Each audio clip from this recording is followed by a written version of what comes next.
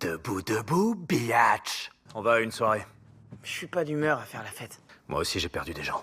Alors tu devrais savoir ce que ça fait. Ouais. Alors on y va. C'est pas une fête qu'il me faut.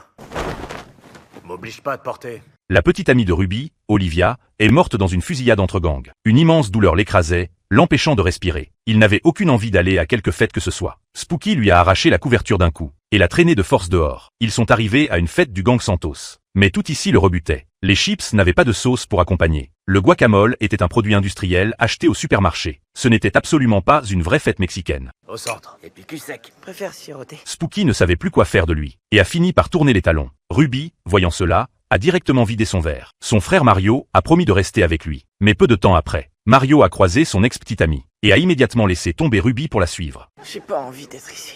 J'ai pas envie d'être ici. C'est à ce moment-là qu'une fille a soudain surgi dans son champ de vision. Il l'a taquinée au hasard, lui disant de presser le citron un peu plus, pour en extraire plus de jus. La fille à côté de lui l'a trouvé trop ennuyeux, et lui a directement fourré un quartier de citron dans la bouche.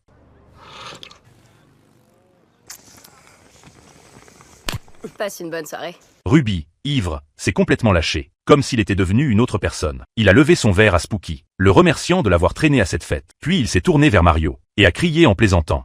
Et merci, grâce à toi, je vais être tonton dans quelques mois. Tu vas être papa? Oui, je vais avoir un enfant.